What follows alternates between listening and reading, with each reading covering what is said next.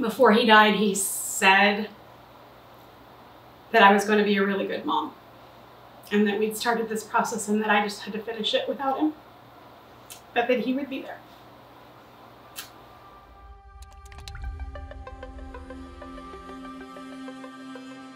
So my journey into surrogacy is kind of a long and winding road, and it took quite a long time. When Jeff and I got married, we were 35. Oh, I was 35. He was a year younger than I am, or 11 months, I guess. And so we tried for 6 months to get pregnant on our own, and they said at 35, which is called advanced maternal age or geriatric pregnancy, which is just a hateful thing to say to anybody 35. I have opinions about this, very strong ones. I just think it sounds rude, but whatever, that's what they call it. And so if you've been trying for 6 months after 35, then they say you should go in, talk to your OB and, you know, have him run some tests and check and see your egg levels and check his sperm levels and all this stuff. And so we did that. And they came back and said, well, you do not have a lot of egg reserves, and probably you never had a lot of them, because that's pretty much just the way some people are. And so we did all those tests, and they said, you know, you're probably going to have some outside intervention to be able to get pregnant. So we went to a fertility specialist and did a couple rounds of IUI, which is basically where they take the sperm and just introduce it into the top of the uterus after they've caused you to release at least a few eggs. They inject you full of it. A lot of drugs, a lot of shots. It's not very fun. And we did that 3 times, and that didn't work. And so then we moved on to IVF. So we did 2 retrievals, and in normal, healthy, what you would expect retrievals, you would hope to get 10 to 20. And we got 4 or 5 in each of the 2 times that we did retrievals, because I just never probably had that many eggs. And so we fertilized the ones that we had, and we put the best one in, and it split. And so we got pregnant with twins in 2016, and we waited until 15 weeks to make the announcement on Facebook, because I was totally freaked out about losing them. And then in the 16th week, we lost them. And so that was really hard. And we took some time after that before we decided to try again. And so we started trying again in 2019. And in 2019, in July, I went in and they wanted to do another test to ask me, you know, questions. And then they wanted to check my uterus and make sure everything still looked good, because it had been 3 years since we'd had the last one done. And they found polyps, and they said, don't worry about it. We're just going to take them out just so they're not in the way. Polyps 95% of the time are totally harmless. And I came home from that appointment and said, I am absolutely sure that it's cancer. And everybody said, no, no, no, you're fine. Don't worry about it. Everybody said I was just crazy, and maybe I was, but turns out I was right.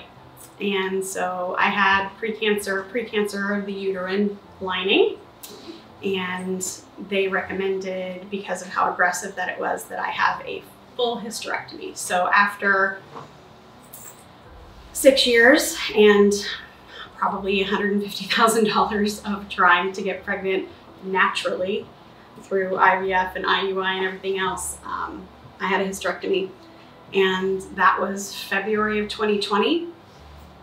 Because I'm a lawyer and I was a solo practitioner, and I couldn't just take 4 to 6 weeks off work without having a devastating effect on my business. So I had to plan it out.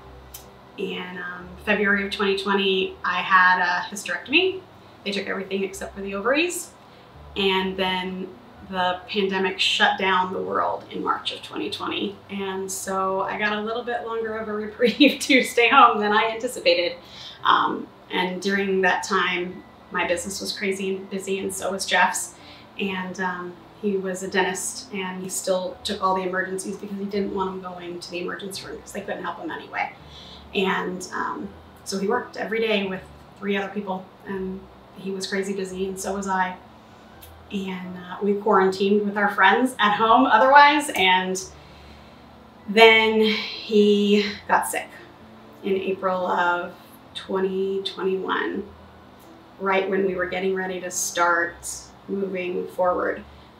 with a surrogate. We found somebody through Facebook.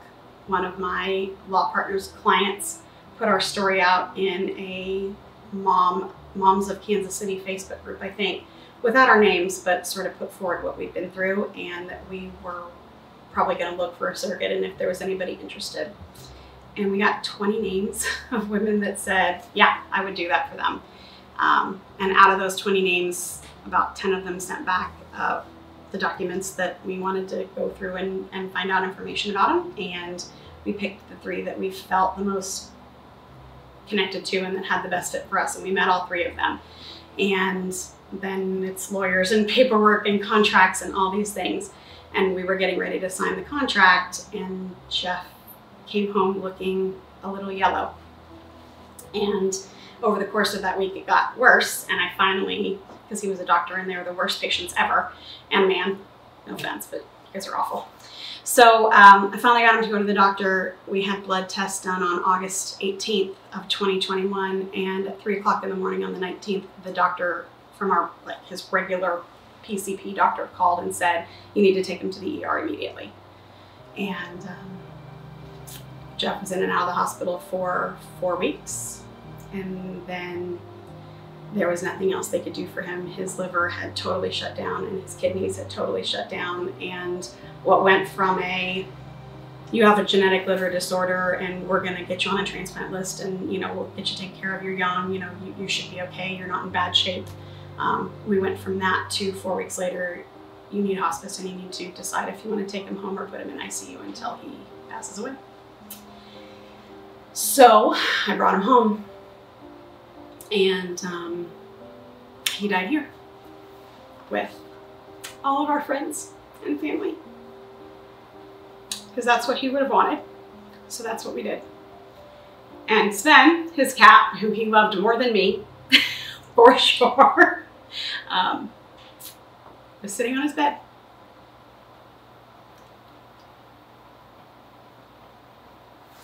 So I waited a while.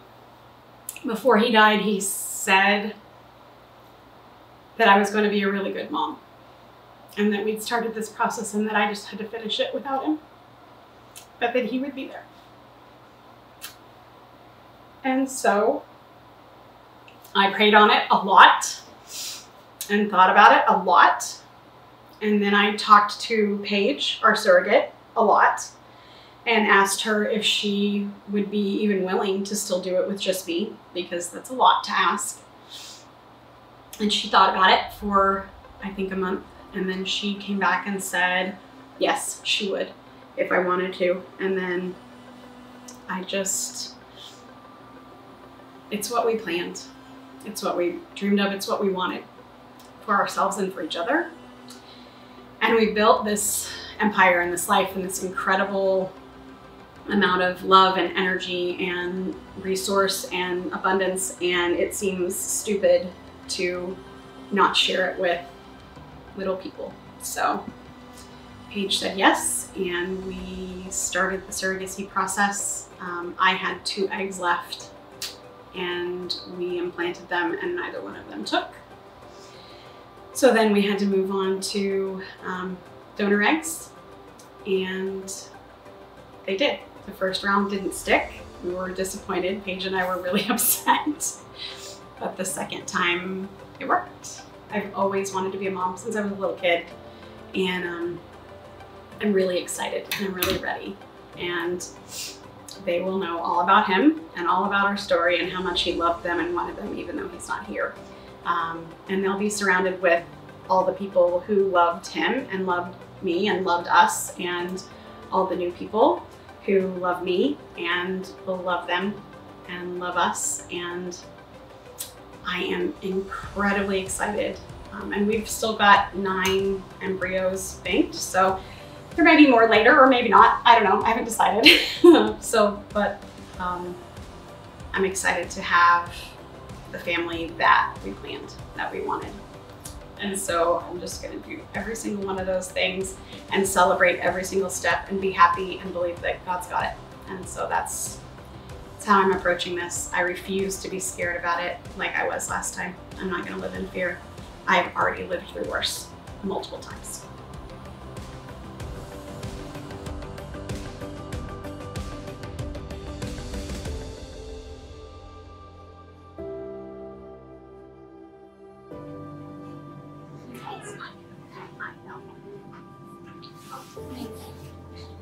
Enjoy it. I won't say no.